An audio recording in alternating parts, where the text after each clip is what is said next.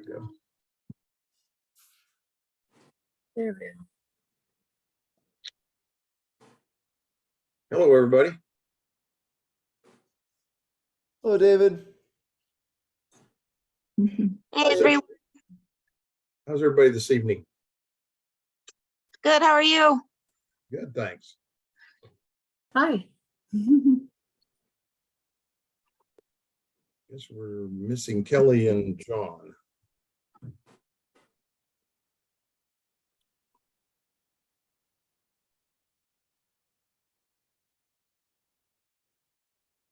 Can y'all see my, am I sharing? And can you see the agenda? We can see your email. You can see, you can't see the agenda? Mm-mm. Nope. Okay. Let's see here.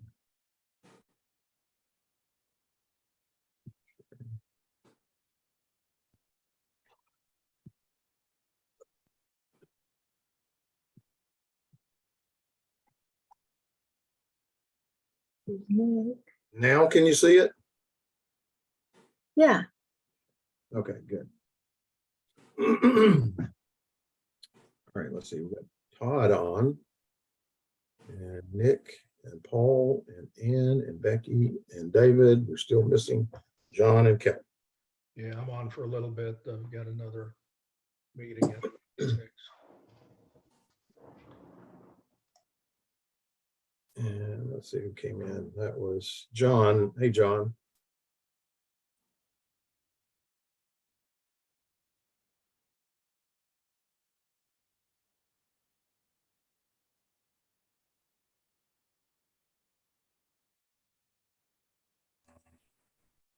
Hello, hello. Hello.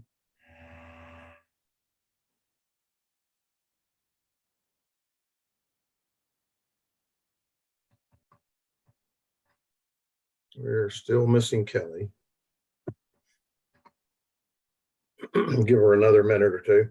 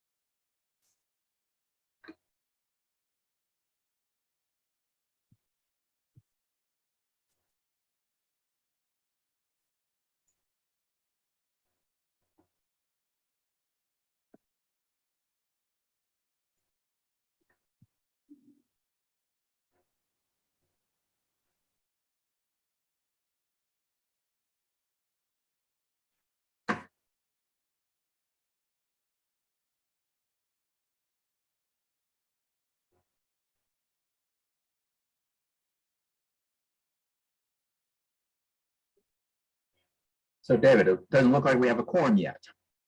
We do. Oh. All it takes is 3 out of 5 to have a quorum. Okay.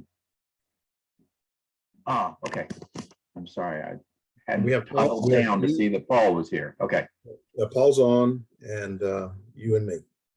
Okay.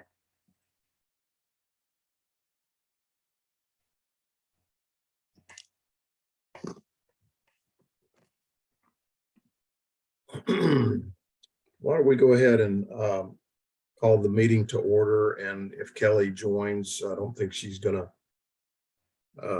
miss out on very much. Um, so I have 5:35 on January 12th. This is a meeting of the Fire Mitigation Advisory Committee, special meeting. And we have present Paul Yingling, John Bell, and David Douglas. So are there any changes to the agenda that anyone would like to make? A very short agenda, but No. none. Okay, and move to accept the agenda. So moved. Second. All in favor? Aye. Aye. Aye. All right, so what we were going to do tonight is review the letter that communicates with the community at large regarding the mitigation of the rights of way in town, and not just the letter, but all associated attachments.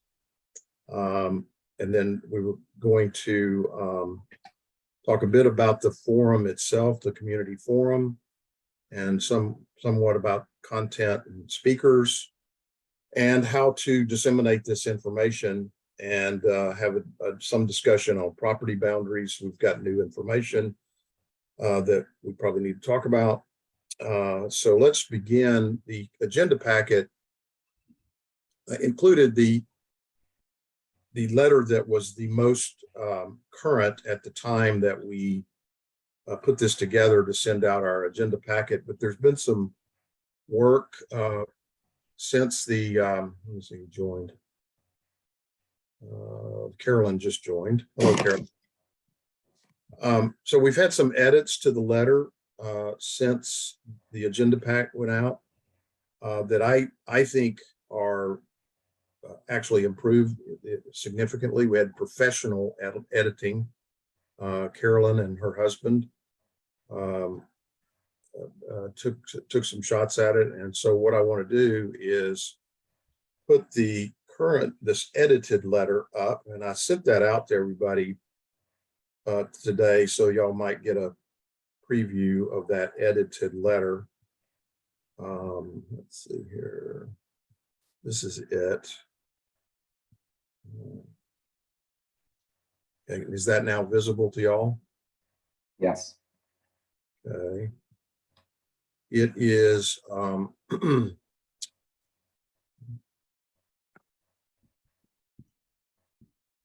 it is a bit more gives a little more background, I think, and says it in a little different way. I guess Paul, did you and John have a chance to review this edited version? Not offline, no. So this is the first time John and I will have discussed it. Okay. I did see it earlier today, David, so I have read through it. Okay. You have any thoughts on this version as opposed to the one that's in the agenda pack? I think it's just getting better. So, Why don't we read it for the benefit of everybody? I'll just read it out loud. This is, we've entitled it Save the Date for the Rights of Way Fuels Mitigation Project. It's addressed to all the property owners and residents of Green Mountain Falls. This summer, as part of our ongoing work to reduce wildfire threat in Green Mountain Falls, the town will remove brush and dead trees from several acres of town-owned property. Most of the work will occur on rights of way, strips of land on sides of undeveloped roads, parts of roads, and alleys throughout town. Most rights of way contain brush and dead trees that increase the town's fire risk. The undeveloped rights of way are highlighted in red in the attached map. The Coalition for the Upper South Platte will perform the work under direction of its forester, Adrian Knight. CUSP has played an enormous role in our town's effort to lower its vulnerability to wildfire. It has mitigated private property within the town and Dewey Mountain. Right now, it is working on Red Butte, formerly Red Devil, Mountain and is continuing work on the Wallace Reserve. CUSP recently finished mitigating 12.5 acres along the Thomas Trail as part of a 2-mile fuel break. GMF and CUSP shared the cost of all this work. In 2021, CUSP received 2 grants from the state of Colorado to mitigate areas in the state most at risk. GMF received the grant money because it's exceptionally high risk of fire, but was required to match it. GMF has paid, and we need to fill in that number. I'm thinking that would be the total amount that we paid during this period of these grants. Presumably, Becky, that's a pretty easy number to get, is it not?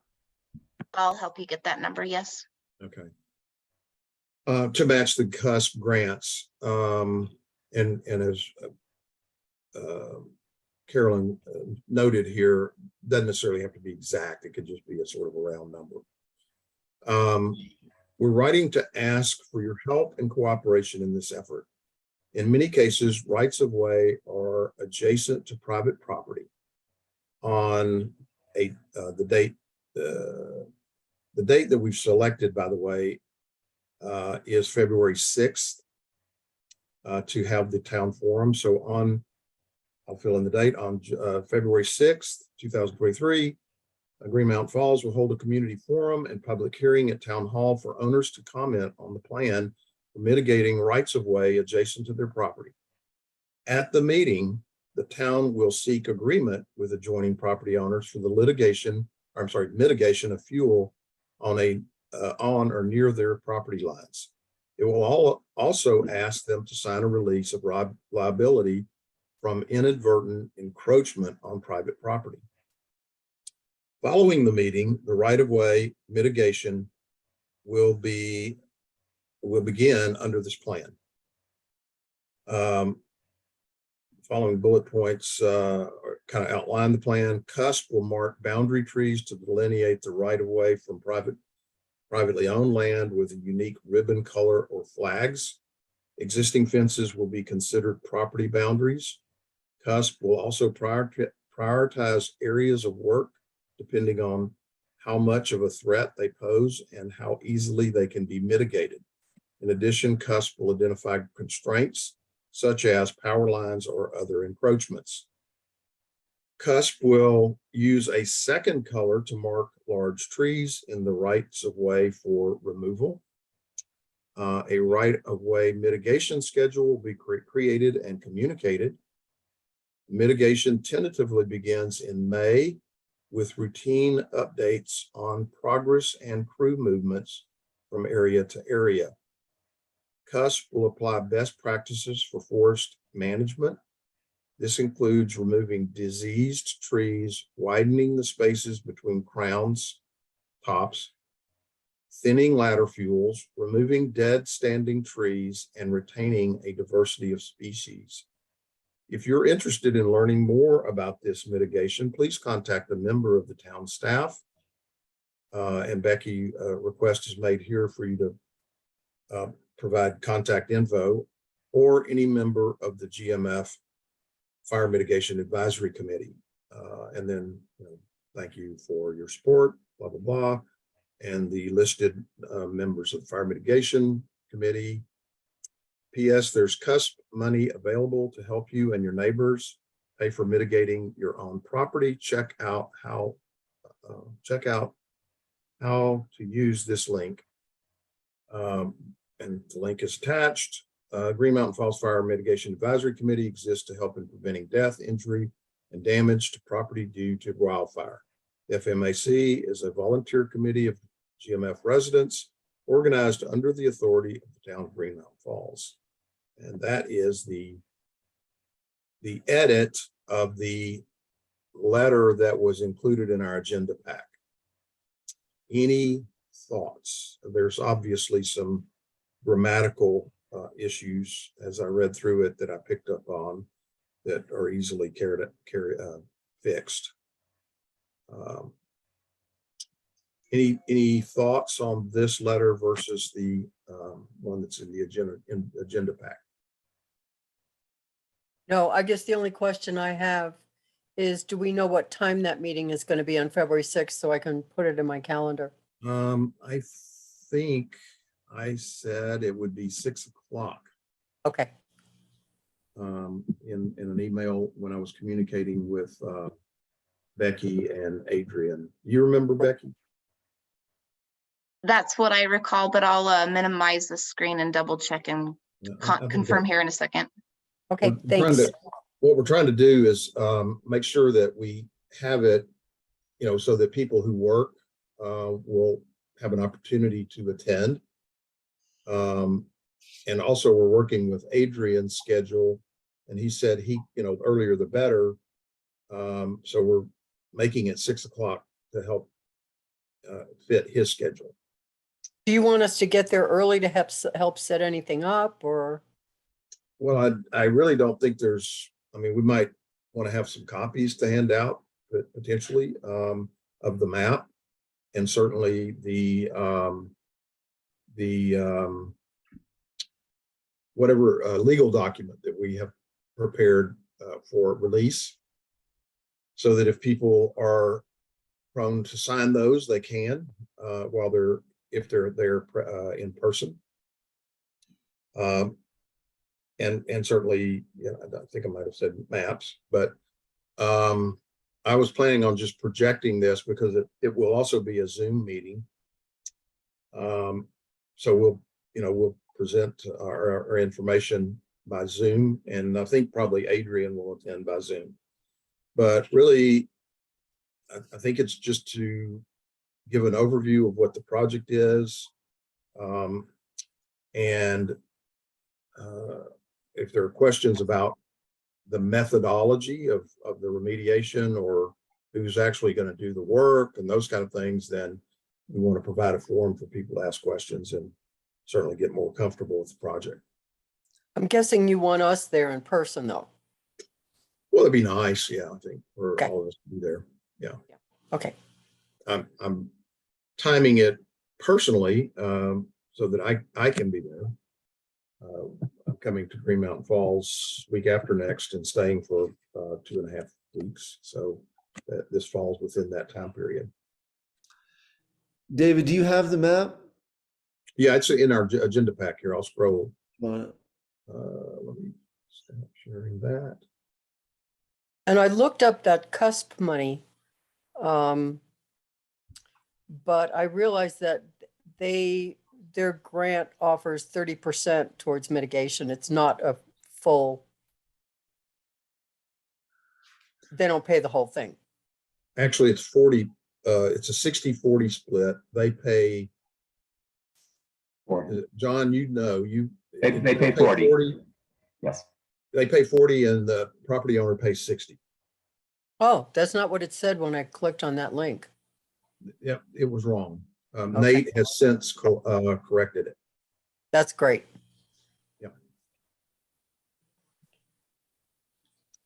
Okay, so map. There are several versions of this map.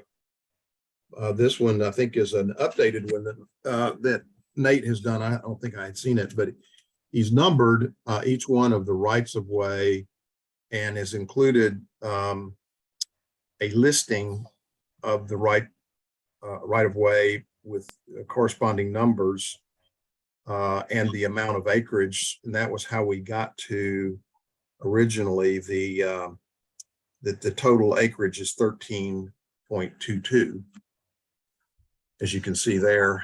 And then he is also given sort of an Earth view, a Google Earth view of the rights of way, and then this one, which is just another way of looking at it.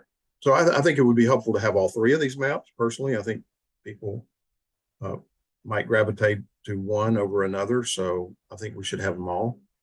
The reason I ask is because it seems to me that a good marketing approach would be to focus on a door-to-door effort for the people who have mitigation adjacent to their property.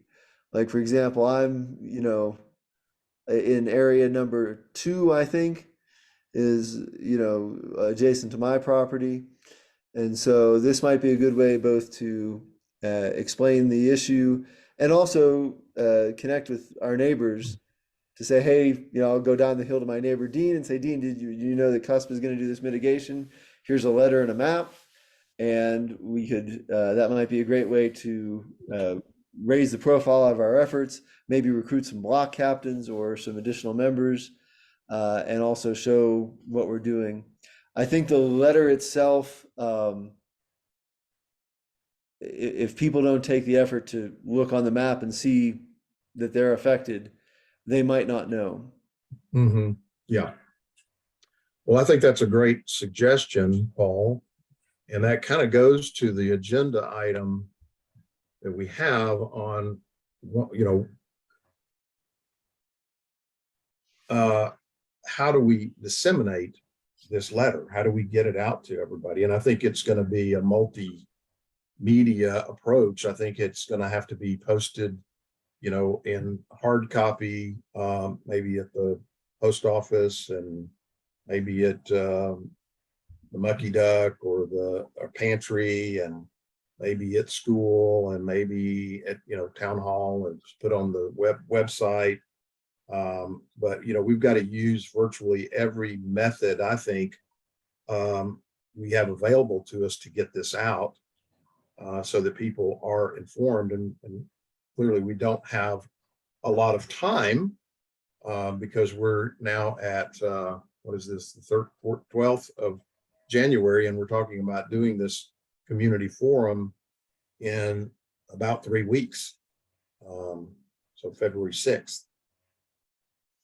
So a lot of work to be done, but I agree. I mean, I think going house to house would certainly be a great idea. We just have to figure out who are the bodies who are going to do that.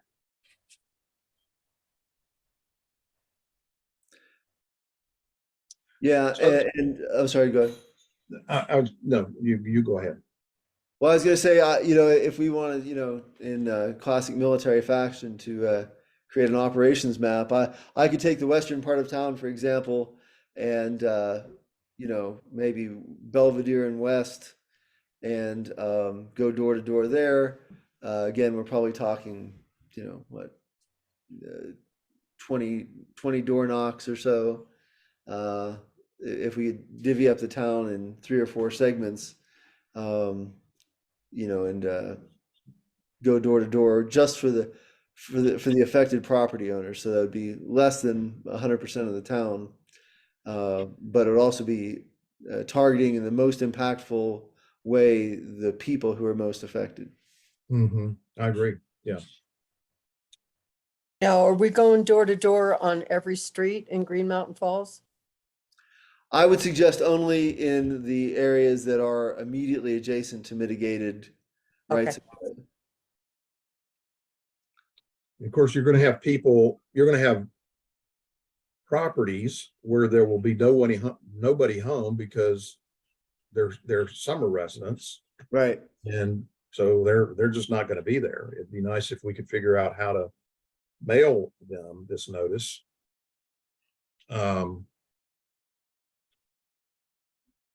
But yeah, as you point out, in looking at this map, it sort of helps define where you're going to focus just by where the rights of way are. There are clearly a lot of properties that this has zero effect. Right.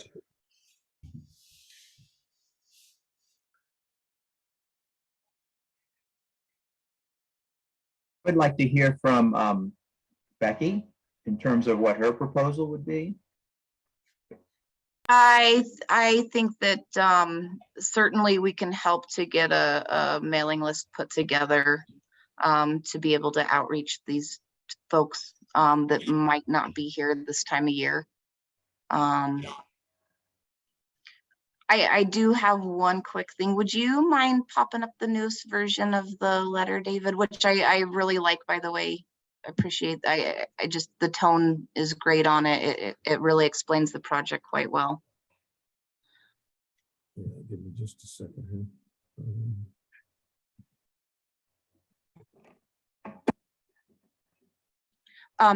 For personal contacts that you guys have made, I would suggest if we can get a spreadsheet put together with those addresses on it.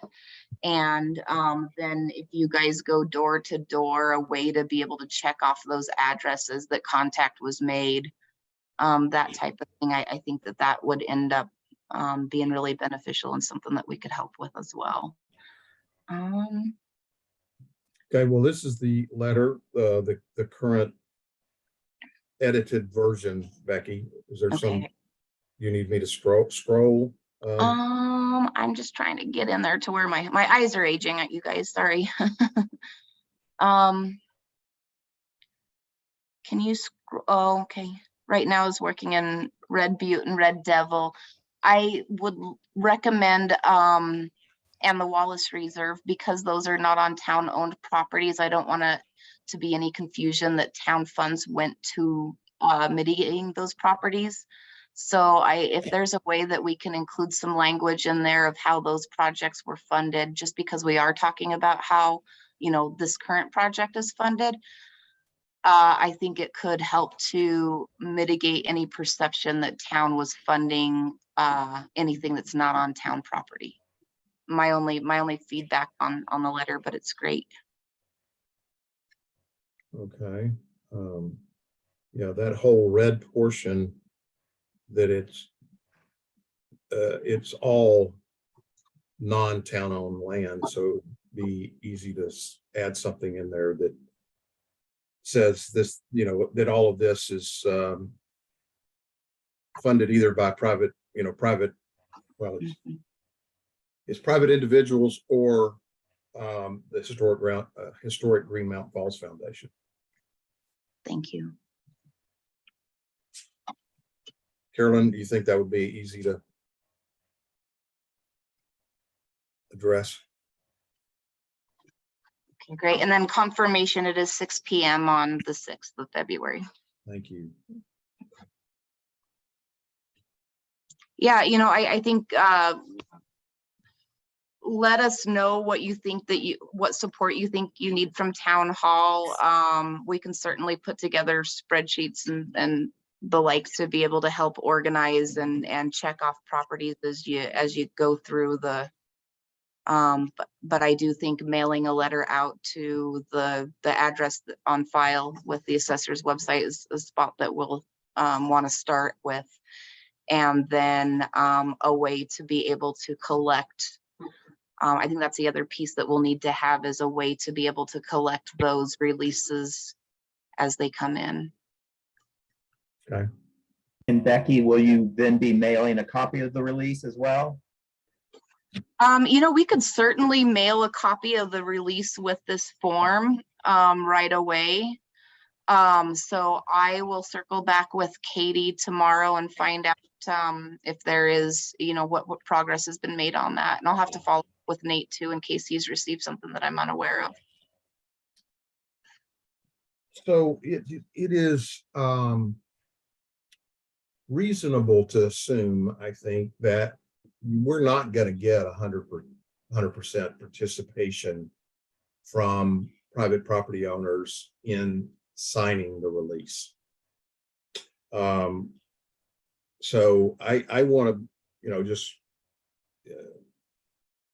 want to understand that that is not a fatal issue for this project. If we don't have people who have signed a release, it's what it simply means is CUSP will increase their margin of safety for those properties where we don't have a release. Is that the approach that we're taking? I think that let's evaluate each of these areas once we receive the releases. I'm trying to think back to something Carla Carius said back to me as when I was doing a project with her under cusp about 1 billion years ago, and I was trying to figure out how to approach it. And she gave me some words that I think ring true to this project too. She said, find out what everybody agrees upon and start there. I think that that's a reasonable approach to this one. I think that we'll be able to identify those areas of non-participation pretty quickly as we're receiving those releases back from folks. And rather than, abandon those areas completely, what I would recommend is probably doing some additional outreach, finding out what, do they just not want to participate, not want to be disturbed, or maybe did they not hear about it? So let's cross that bridge when we get there. Let's approach this from an optimistic standpoint of we're going to get a lot of participation, but if we don't, I think let's evaluate those areas individually and make a case for whether or not it is worth the liability to the town and to CUSP to work in them. We'll have to benefit the need based upon a recommendation, I think, from Adrian as the forester of what he's seeing in that area. Is there a bunch of standing dead? What other barriers are there? Are they in areas that have those utility lines, etc.? One thing that came to mind after we started down this path of requiring a release, I'll just use myself as the example.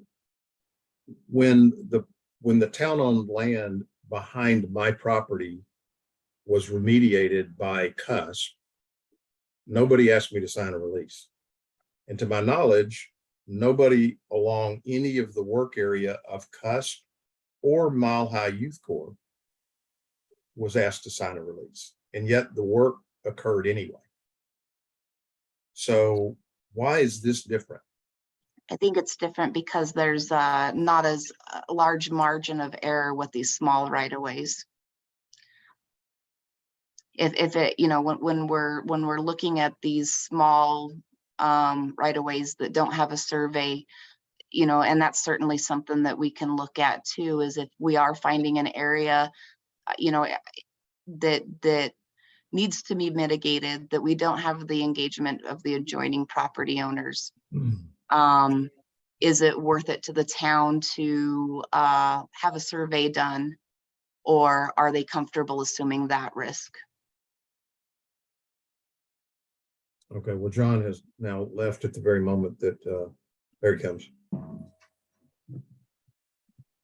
John, would you explain the situation that you experienced with Adrian regarding your property, and when Adrian came to sort of lay out the work area and attempt to establish the boundaries? What was your experience? So it's unfortunate Nate's not online because he can talk to this better. But Nate had already showed me months ago, that the county GIS maps were shifted considerably, at least in my area.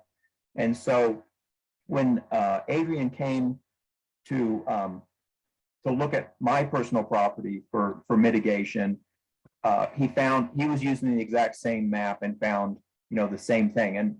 And when I say significantly, we're talking more than 50 feet. So my one of my properties wasn't even on my land, it was on the neighbor's. So he had a conversation with Nate. They discussed it and then came to the agreement that what they would do to define my property boundaries was to use the pins and the survey I had. So in combination of finding as many pins as possible, and then then measuring out the feet between supposed pins, Adrian was able to mark out my property boundaries so that he could define where it was, where it wasn't. And so that was the situation. Of course, what applies to my lot also applies to the neighboring right of way. So, because you I'm and Nate- against you and- two right of ways. You and Adrian actually discussed it, what occurred with your property relative to the rest of this project.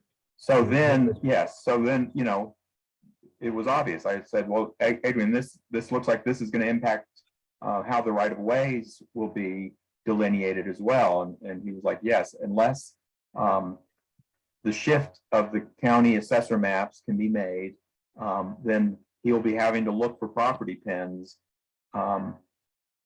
to identify where the rights of ways are, and helping make that distinction.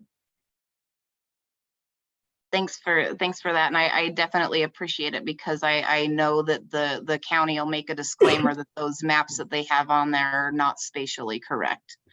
And I am hopeful that property owners that are abutting these rights of ways will be as enthusiastic as you were to demonstrate where any known property pins were, or share surveys. And maybe that's another component of this that we can request from them to help ease some of this, help ease identification of those boundaries of, you know, if people know where their property boundaries are, or that they have those pins or surveys, if they'd be willing to share them, that would certainly help this. And Becky, is that something that you hold there at City Hall? Are surveys available? Are they recorded? We would have no surveys outside of anything that would have been submitted with a zoning application, a zoning or planning application in the last probably 5 or 6 years. Most of our zoning applications don't require a survey for a decision to be made, but there are certainly a few. And I think that would end up being kind of research intensive to come through those. So for the sake of let's keep that on the plate as an additional tool for any problem areas that we might experience that we're not getting the participation that was hoped for. And those ILS, not only would you not hold them, but would the county, would they be accessible to you via the county? I'm not certain if the county would share those with us, or if they would be part of, you know, any permitting that they have received. That would be building permits. Certainly I can find that out, but the best case scenario is certainly when a homeowner or a property owner is willing to volunteer that information.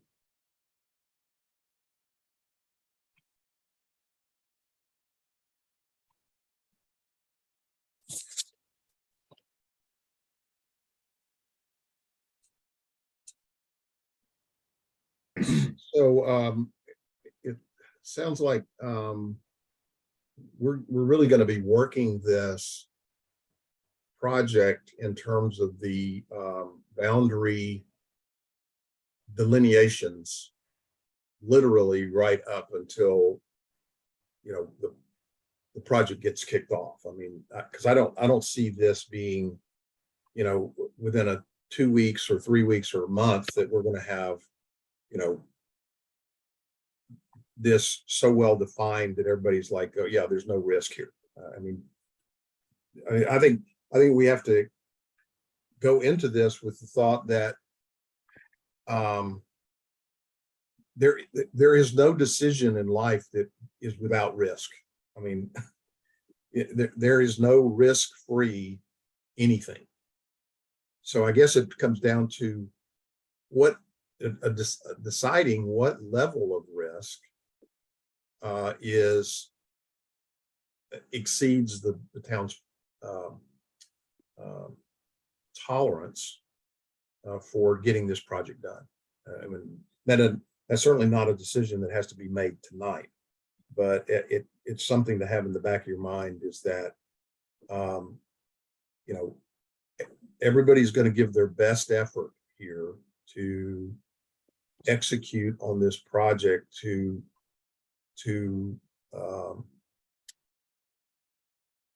get it completed without um, um, having issues with private property owners.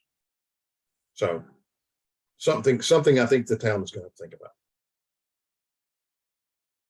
from a risk management standpoint. We already know that CUSP requires their contractors to provide an insurance certificate naming CUSP as an additional insured. And CUSP has already said that they will require that the contractor will also name the town as an additional insured under that insurance policy. That covers the risk of, a tree that falls and damages somebody's property, fence, whatever.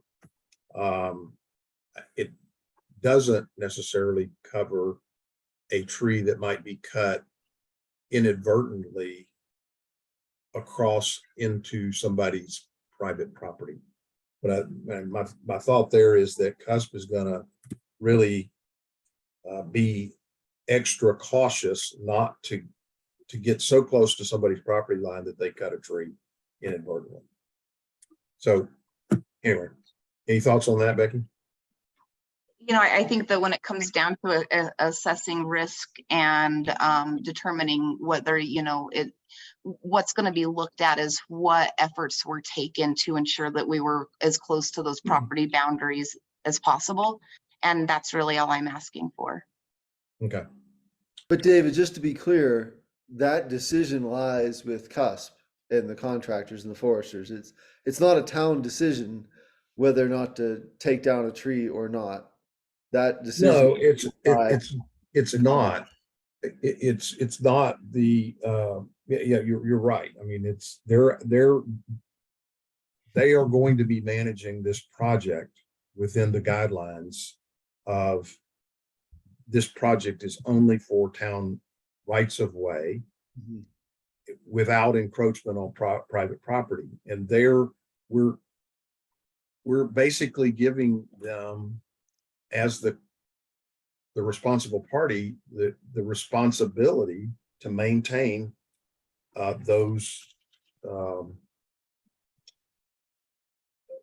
maintain diligence as it relates to those property boundaries so that they don't violate them. But no, I don't see them coming to Becky and saying, hey, we're over here on this right of way and we're going to cut this tree. Is that okay? Well, that's what I mean. The risk management decisions are all made by CUSP. The town provides the general guidance. The decisions lie with CUSP. Yeah, I mean, I think it comes down to what I'm really referring to is what percentage of property owners along a right of way will we want to have releases from before we feel that we've appropriately addressed the liability issue of crossing over somebody's property. I mean, that to me is what I'm talking about. And that is a town decision. I'm not sure I follow because we'll go ahead. Well, if we're saying, look, we're not clear where the property boundaries are. I mean, John just gave his story. Where Right. If Adrian was going to use a GIS map that he gets from El Paso County, and based on John's experience, it was off by 50 feet. Clearly, the GIS map is not a good reference. So the only way is to, as we've said in the letter, if there is a fence, the fence will be the boundary. Right. In other words, if somebody has a fence, we'll say that's the property boundary, or we will do a best efforts to locate the property boundary pins that mark the boundaries. And so, and that will be CUSP's responsibility. So in essence, what we're going to be asking CUSP is to tell us, based on those methods, do they feel confident about where the property boundaries are along the rights of way? And can they assure us that they will not encroach? Will they be able to have an adequate buffer not to encroach? David, I think these are good points. Risk assessment is important. As an old manufacturing guy, I'm also thinking about workflow and efficiency of workflow. And, for my measly half acre, he was here, 3 hours, figuring it all out. And so when it comes to trying to be productive with cusp dollars and cusp resources, that may become a deterrent. I mean, that's again for him to decide. But it could get very time consuming, depending on maybe how many pieces of property are involved. Yeah, I guess that's what I'm getting at, is this is no small task. And we have to, as a town, decide what is our risk tolerance for starting a project where you don't have absolute certainty of property boundaries. And frankly, you never will have. Unless you can find the stakes. So, David, forgive me for dwelling on this. What decision is it that the town would make? We've already decided we're doing this project, right? Well, yes, the town has decided they're going to do the project. How, with a stipulation that that we manage the risk of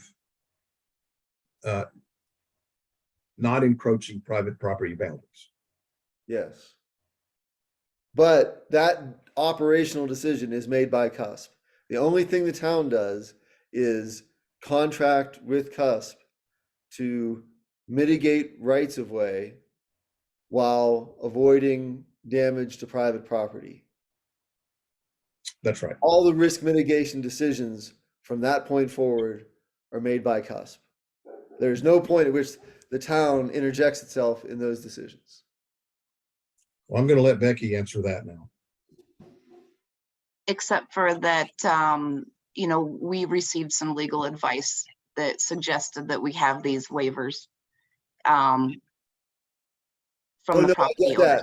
Again, I get the town sets the policy, but the operational decisions are not made by the town. That's what I'm just trying to clarify. I think it's really important we clarify who is making the risk mitigation decisions.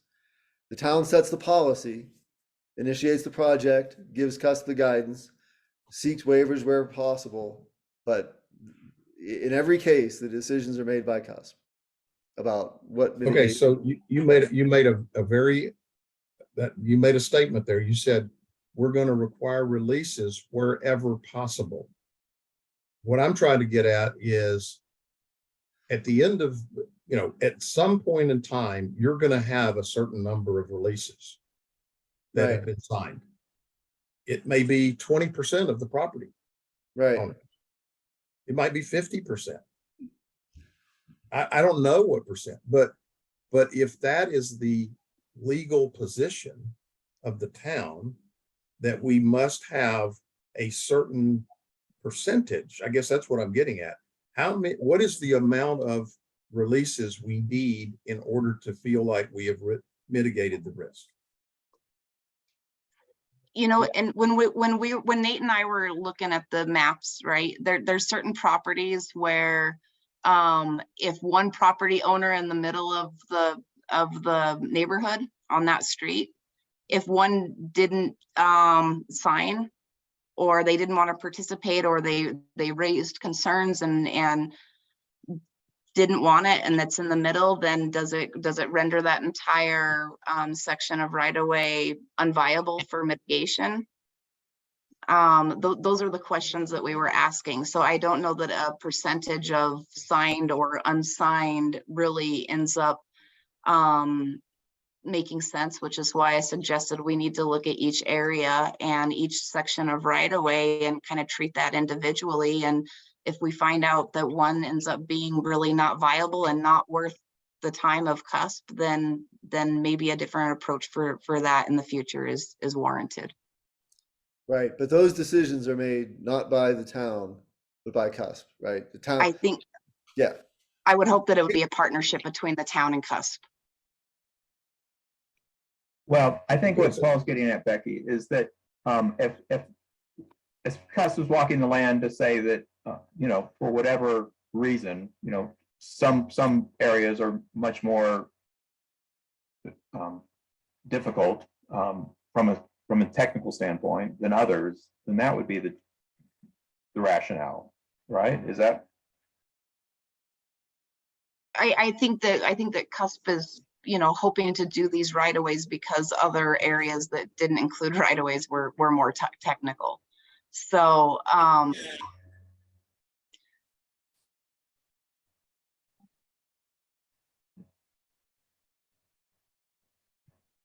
I guess what I'm trying to clarify is CUSP does an assessment of a right of way and determines that mitigation can be done with minimal risk to property and therefore proceeds, or determines that mitigation can't be done because the risk is too great and does not proceed.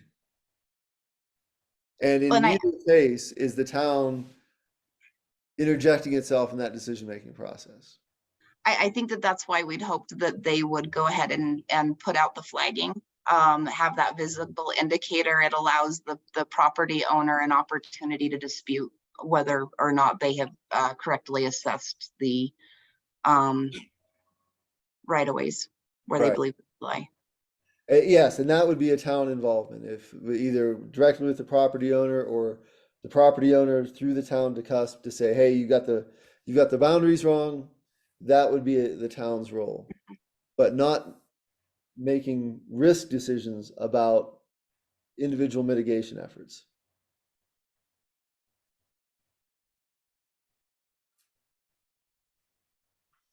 I don't know that I fully understand. But no, I think that the town and the CUSP and the Fire Mitigation Advisory Committee need to work very closely to identify those areas that might have, that might be contentious. And let's work through them. That's all I'm saying is let's work through those specific areas. Let's start where we've got agreement. Right, I absolutely agree. And at the end of the day, I'm trying to fix responsibility as to who is responsible for making a risk mitigation decision, cut or don't cut. Yeah, and sure, CUSP is primarily the organization that is going to assume the liability, certainly, but at the same time too, this is a project that the town is authorized, and so therefore we do play a role in it. I think it's going to be important that when you guys go out, CUSP goes out, and they're discussing this with the property owners that abut these rights of way. If at all possible, you're walking the property with the the right of way, the right of ways with the property owners. What do you think about this tree? What do you think about that one over there? Also, there may be a lot of surveys. They may have surveys. They may have stakes. So these are all things that are going to be kind of handled on the ground, boots on the ground, either with CUSP or representatives of fire mitigation and CUSP. Again, identifying with the property owners possible corners. That I have corners. I have stakes. I'm not saying that the whole town has identified exactly where their cornered where the corners are on the properties, but again, if it's at all possible with those owners on the ground, given that they're not seasonal and they're here actually in town, I think a lot of these risks can be easily mitigated with just walking the properties with them and like literally tying on pink ribbons with the owners. Hey, what do you feel about this tree? Looks diseased. It's either yours or ours. You want it gone anyway. So, Well, I'm going to point to the one trial that we did was the Iona Scott right of way that CUSP did mitigate. And CUSP defined, based on, getting out, walking the product, they defined the work area that was workable. And I can tell you that the full length of the east side of Iona Scott, the property was owned by absentee owners. So there was nobody to consult. To my knowledge, CUSP never consulted anybody.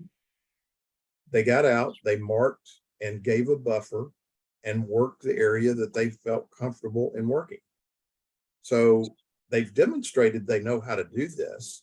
But if we're going to add in the what I heard Becky say was, if we have a property owner that says, I'm not in favor of this project, and I'm not going to agree to it, then that could literally shut down a length of right of way that we are not going to mitigate. And I personally disagree with that, because this is the town's land. You're not going to have 100% of the people in town that go, this is a great project, I'm all for it. You're going to have some people who are going to be dead set against it. So are we going to allow those people to stop this project? That's where I get to with, that's really what I want to know, is what is the town's position? Well, how do they have the right to tell the town what they can do with a right of way Well, if they don't own it? I personally don't think they have that right, but I don't heard either. Becky say, if there was a landowner, property owner that disagrees, then her position would be that maybe we have to assess whether or not that right of way can actually be worked. I think that what we'd have to assess is whether or not we reasonably believe that the boundaries of the right of way are what they are. It really ends up being, you said it yourself, we don't know exactly where the boundaries are. Then how can we say that we're exclusively working on our land if we don't know where it is, where those pins are? So that, I don't think that this is such an issue that we have to like stop the project or have 100% participation. I'm just saying that when we have those areas that we're uncertain of, that we have some additional measures to look at them and with some reasonable certainty know that we are working within right away. Okay. So if we had no signed releases, in other words, everybody in town said, I'm not signing a release, would we let this project go forward? If that ends up being the case, I would suggest taking this back to the board. Okay. I just want to kind of know where we stand. I suppose where there's any property owners that are, contending where their property lines are, like I said originally with this whole project, we could always push them to the bottom of the totem pole, and have them, possibly address the board. But I mean, if I was a betting man, I'd say that the majority of the folks in this town are going to be supporting this. In that a lot of folks, hopefully with CUSP, hopefully with fire mitigation, can communicate with these property owners. Like I said, going out there, maybe like literally tagging these trees with the property owners, along those rights of way. I'd be very surprised if we have more than a few people that are going to be disagreeing with this. And like I said, in the event that happens, we move on to the next right of way, or one side of the right of way is where those other property owners on the other side of the right of way are okay with it. I mean, we can, the margin of error, I believe, with Adrian Knight's equipment was, and correct me if I'm wrong, David, was it 10 feet? Was it 10 feet with the GPS equipment? Is that accurate? I don't remember. I mean, clearly in John Bell's case, it was off by 50 feet. Well, 50. but the accuracy of the GPS isn't really pertinent at this point because we're not using the GIS maps.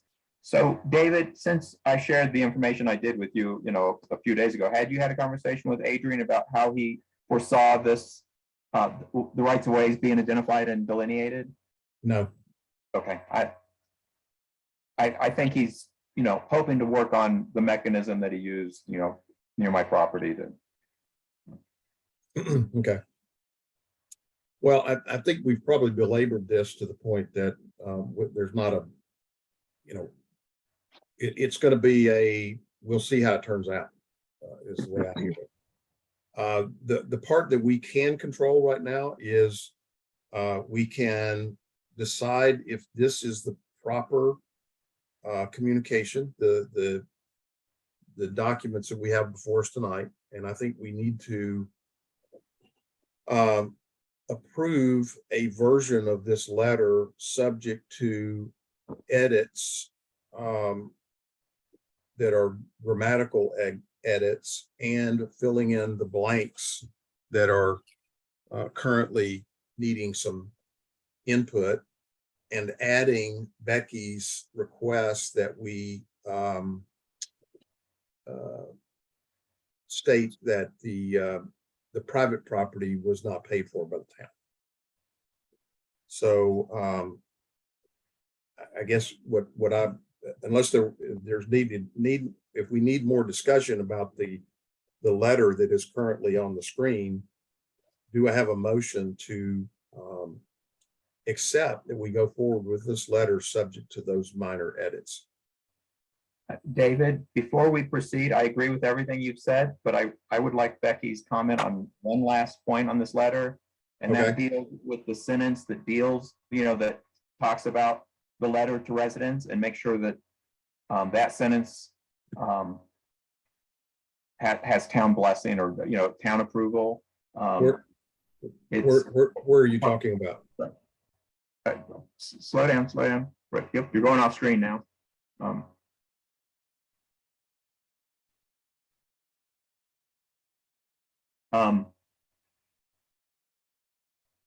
Okay, at the meeting, the town will seek agreement with adjoining property owners for the mitigation of fuel on or near property lines. We will also ask them to sign a release of liability from inadvertent encroachment on private property. That last sentence Becky, is that a good sentence from your legal team and from the town staff? I have not had a chance to send this to the legal team. John, what's your specific concern with that sentence? None. I just want to make sure Okay. that it's had review and that it's, accepted by town staff. Yeah, I think I don't see any, I don't have any major issues with it. Yeah, I think it's fine. And as far as the statement up above regarding, or the paragraph up above regarding funding, I think that when when it talks about the other projects that were done on private property, I think a simple, in parentheses, privately funded would suffice.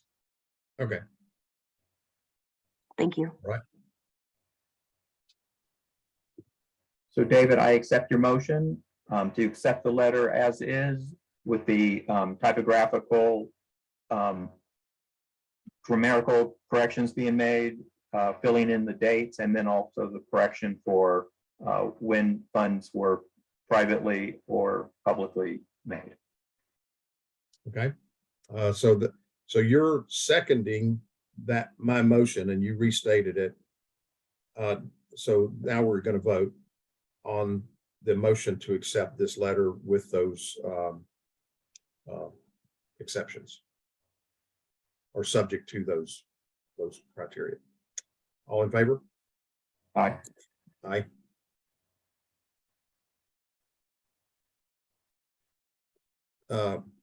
Is Paul still on? I don't Yes, see him. aye. Okay, there you go. Okay, so it's passed. This is the letter, and Carolyn, do you, since you've edited up to now, do you want to take the last edit, or do you want me to do it, or what do you want to do here? Oh, no, I'd be happy to make those corrections. I have a date with my editor after this meeting, so it probably won't be until tomorrow that I get it to you.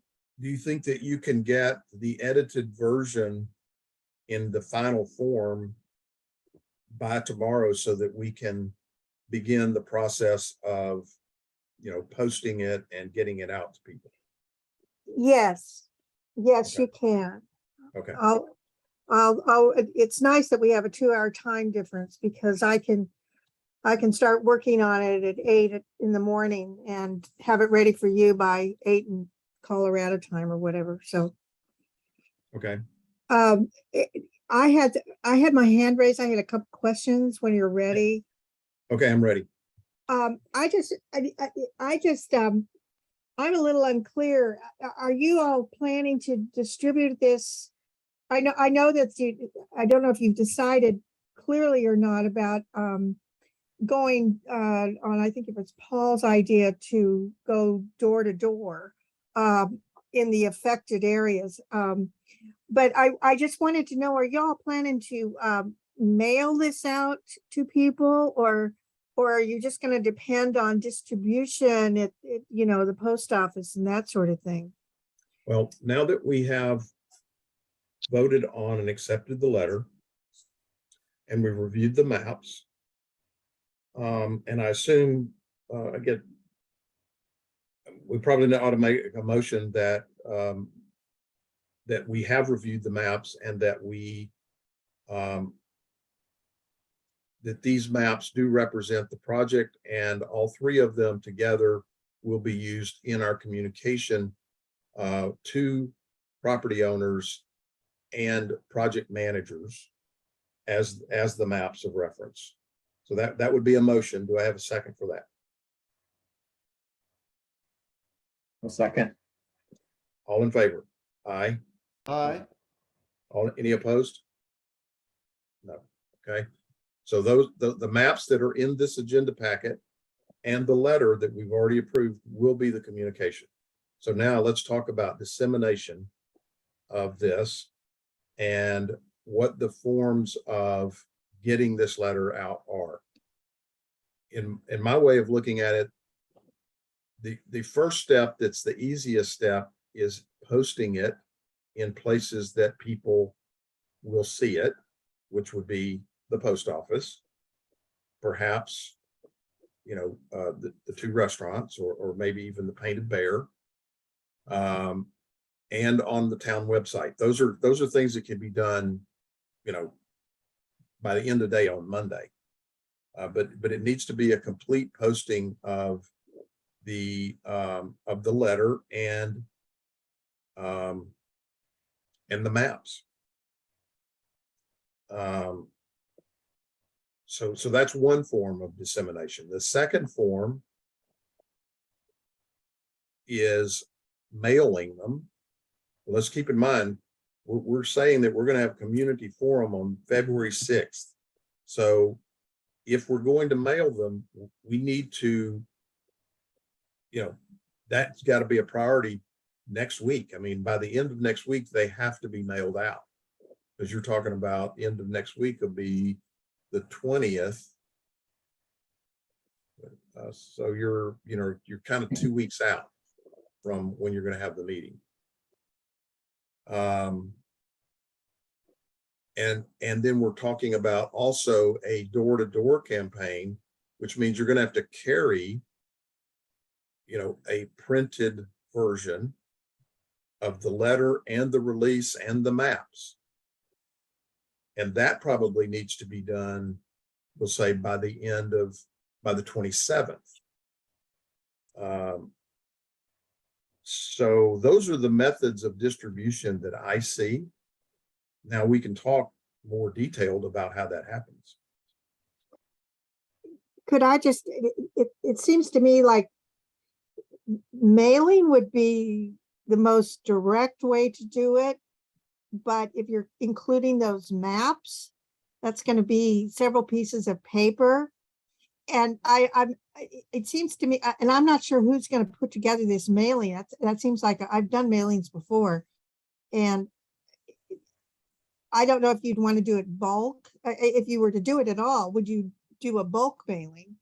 Or just what? But those are the questions that I would have, although I think the mailing would be good, but that's just my comment. I agree. There's definitely a manpower issue here, or a person power, to be genderless, but you know, we all have only a certain amount of time to commit to this. And you're right. I mean, making a bunch of copies, building a mailing list, stuffing envelopes, you know, taking them to the post office, that is a time-consuming process. Because if you assume that, you know, out of what, 650 properties, and I'm just guessing at that number, and a third of them are affected by this project, you're talking about, you know, 180 to 200 letters going out. So then the question is, if you're going to mail those, you know, do you want to do the belt and suspenders of also hand delivering them? Or is it a case of one or the other? Well, it's a cost too. How much did it cost? First class versus bulk. Right. And that is a town management issue, is how that cost is covered, because it is, the Fire Mitigation Advisory Committee does not have a budget for this sort of thing. So I will have Nate take a look at, we talked about bulk mailing today. I'll have him follow up on that. And he said that he's got a pretty easily, readily available mailing list. So I think that helps with a couple of those things. And then what I would suggest doing is then from there targeting, we'll have an idea. And I think that's the thing that, you know, this letter that you have going out, it invites them to the community forum where they can get additional information. We can try to get as many folks on board there. You know, for the sake of manpower, I would suggest not targeting folks on the, you know, pounding the pavement until after that, because we'll have an idea of which addresses to specifically target, and that should help to alleviate some of that workload off of you all if that's what you end up deciding to do. But let's start with this community forum. Let's get the info out. We can get it up on the website, you know, make sure that folks know on Facebook, get that participation. And then I would suggest having a preliminary deadline to be able to collect those releases back so that we can begin targeting some areas. And I don't think that it's inappropriate to communicate to folks the areas that have large participation are going to get worked on first, or, you know, it'll be more efficient. So Becky, are you going to need help with that mailing? I'm going to need help. Yes, I am, Kelly. I'm going to need help with that. Let me know. Thank So you. can we talk about what the mailing realistically should be, Becky? Whether or not we should include the maps or not, whether we should include the release or not. I mean, it seems like if we're asking them to sign one, we ought to provide it to them to sign. Yeah. So, but I mean, it is, the more pages you get, the more difficult it is to do the folding and stuffing and all that. So I have a suggestion there. Let's, what do you guys think about putting the maps up online, and then we can put a QR code on the letter so that they can get to those. works for me. How many people know how to use the QR? That's my own, I've raised this before. I think it's a great suggestion, Becky, and I would use it, of course, but I'm just raising it. I'm not sure how many people would jump to, unless you had specific instructions right there on how easy it is to do. I think you say point your phone camera right here. We can put a little arrow on there. Most people, I think after COVID and going to restaurants and looking at restaurant menus on your phone, people are much more educated on how to use those QR codes. So, and we can, you know, of course, they can always reach out to staff or to you all if they need assistance. Okay, I'm just like 30 years older than you are, so I'm a little bit behind the times. I miss paper menus, I gotta say. Well, I think we're trying to put this out in a variety of different media. And so I think people are going to have a chance to get this information in a variety of different ways. One of them that I failed to mention is the Facebook, you know, is the social media way of getting this out, which is, you know, it kind of solves the problem of a lot of pieces of paper floating around. It can be electronic.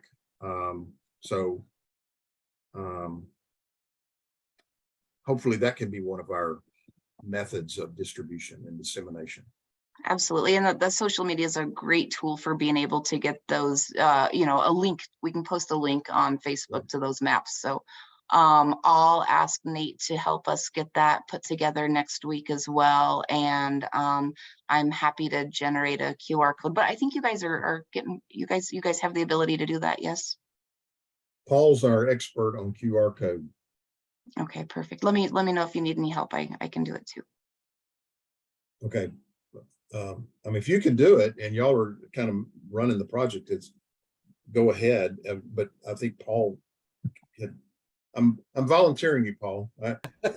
Yeah, no worries. It's very simple, but Becky, if you let me do that, that's fine. But it's a pretty simple process. Thanks, Paul. So,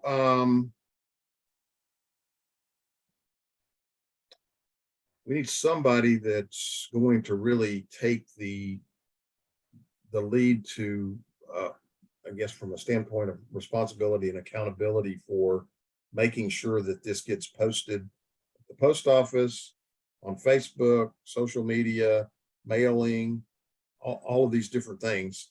And Becky, I don't want to say, you know, it's your job. You've volunteered to do a lot of stuff here. What is everybody's thought on how we have some, I guess, accountability, setting dates for when things need to be done by, and, you know, that sort of thing?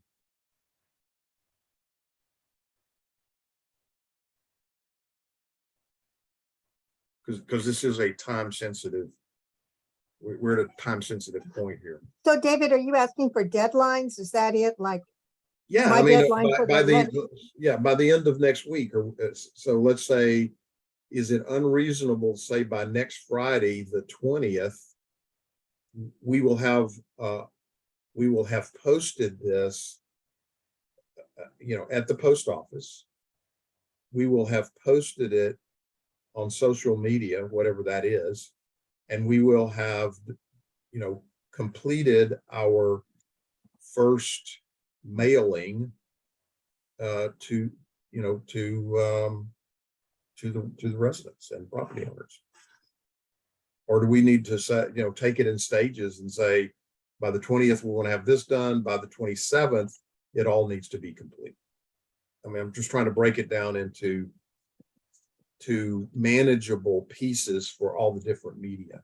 Or the other way to do it is to say, you know, a person is going to be responsible for mailing, a person is going to be responsible for social media, a person is going to be responsible for posting it at the post office. I just want to make sure that it gets done. Mhm. I can go down and help Becky with the mailing and all that stuff. Okay. I think it'd be great if, like, there were several volunteers to go down and help Becky with that, because you have to fold the things, you have to, if you're doing bulk mailing, it's, well, I don't know, it's only like 600, you said, maybe it's not that much. But if you could get a couple of friends to come with you, Kelly, it might help a lot. And Kelly, just yes, speaking from I'm my available as experience. well. I'll help. This is Ann. I can come. I'm in town. Oh, great. We'll have a paper cut party. There you go. Okay. All right, count me So in. Becky, are you gonna manage that then?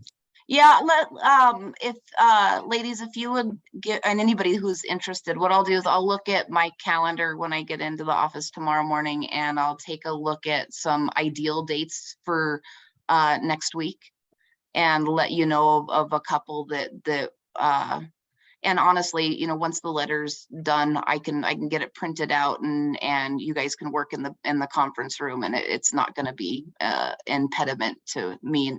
There is some flexibility, so we'll just look at a time.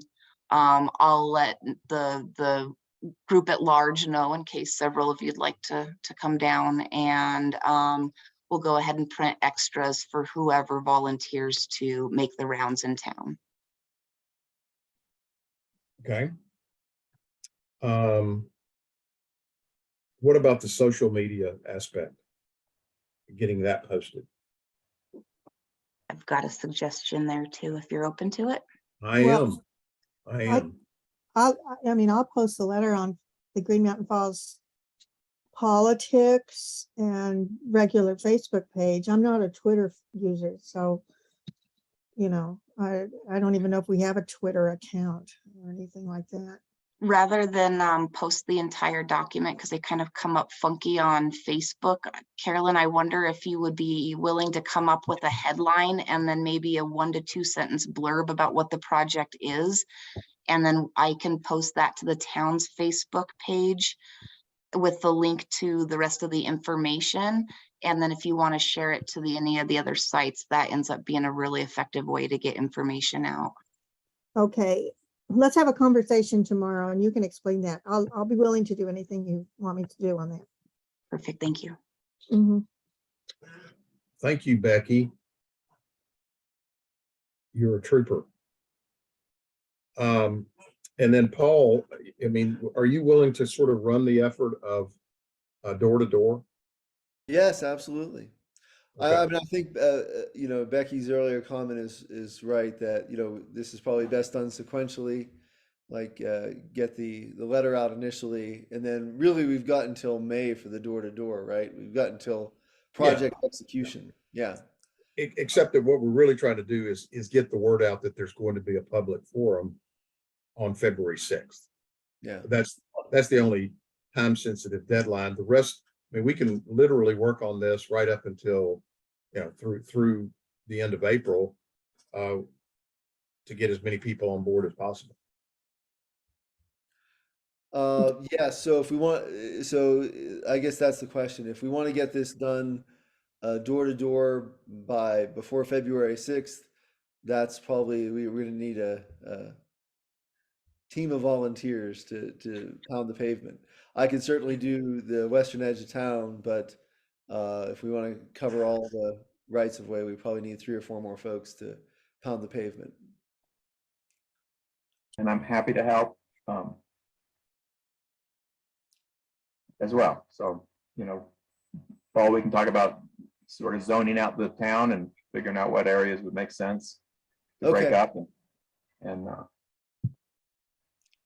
I'll just throw this out. Is this something that you want to let Mountain Jackpot and the Gazette know about or not?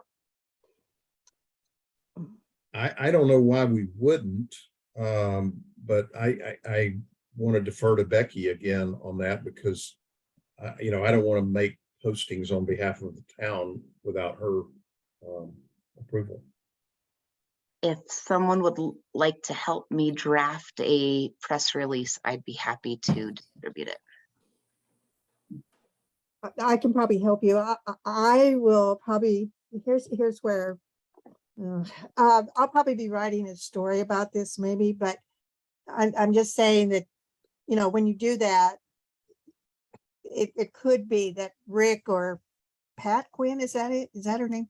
You know, might come back with questions. I mean, it may, I'm just saying that you could, they may come back with some hard questions. I'm not sure. I'm just warning you. Yeah, understood. Okay, thanks. And we need somebody to take the responsibility of posting a hard copy of this at the post office and any other business venues where we have a lot of people, that go every day. Well, when we leave town hall, I can always take a bunch of copies down to the post office and maybe the pantry and the Mucky Duck. Yeah, I think they need to be posted on the bulletin board though, at the post office. Okay. Okay. All right. I feel like we have a plan. We got the letter, we got the maps, we got a dissemination. I think we have talked about the property boundary issues enough. I don't think there's much else we can do there. And that leaves us with sort of the forum content and speakers. I feel like it's really not that complicated. I think what we do is we use the materials we already have and we lay the project out for those people who attend. And we have Adrian there to answer questions about the actual execution. I don't think it's that complicated unless y'all feel like it needs to be something more than that.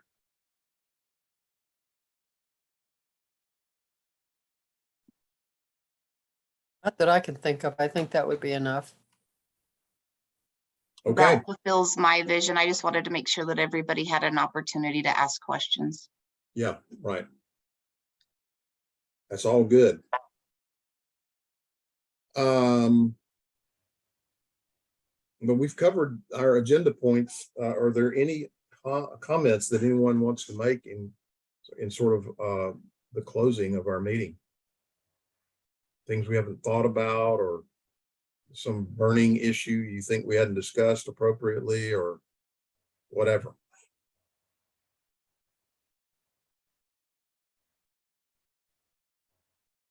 I'm satisfied. Okay. Yes, the only Sounds thing I good. want to know is how's your grandson, David? Oh, well, thank you for asking. He came home from the hospital on December 31st. He in all ways always seems like a healthy 5-week-old, except that he still has a feeding tube that's goes through his nose. And there's no certainty right now as to when we might be able to get rid of that. And he will be going through some therapy to help him learn how to swallow. But Oh, generally, everything is good. Thank you Good. for asking. oh, that's good, David. This is Ann. I'm glad to hear that. Well, thank you. Thank you very much. We appreciate everybody's concern and prayers and all the support. Means a lot. Bless you. Thanks, everybody. There's been a lot of hard work that's gone into to getting here tonight, getting to this point, and I really appreciate the amount of work that's gone into this by everybody. I'm really excited about 2023. We have a great program lined up in terms of education and continuing to do mitigation work. I feel like we're going into the year the best prepared we've ever been since I've been part of the Fire Mitigation Advisory Committee. And it's really due to everybody pitching in and doing some great work. And I just want you to know how much I appreciate that. And I enjoy working with every one of you. So the last thing is not on the agenda, but I just want to remind everybody that our next meeting will be the last Monday of the month, which should be, let's see, the 30th, I believe, January 30th. Does that sound right?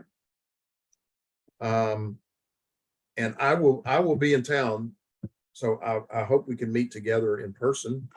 I plan to be at town hall. I hope that y'all can make it to town hall for our January 30th FMAC meeting. So please copy me in, like Carolyn, when you get the rewrite of the draft and you send it to Becky, just send me a copy, please? Oh, sure. Yeah, I was gonna ask it, like I said in my letter to you today, I said, I don't like to clutter people. I don't want Yeah, to clutter yeah. up Paul and Kelly's mailboxes. Yeah. So if I can just send it to you and Becky, if Paul and Kelly, if you want it, I can send it, but no. No, well, I think everybody should see it, the final version.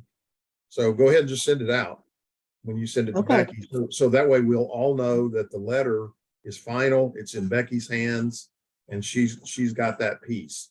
And Mayor Dixon, do you want one too? who? Mayor Dixon. Oh, is he Right. on still? Yeah, I'm on. Okay, The other meeting got a buy out of it. So, yeah, go ahead and send me one too, please.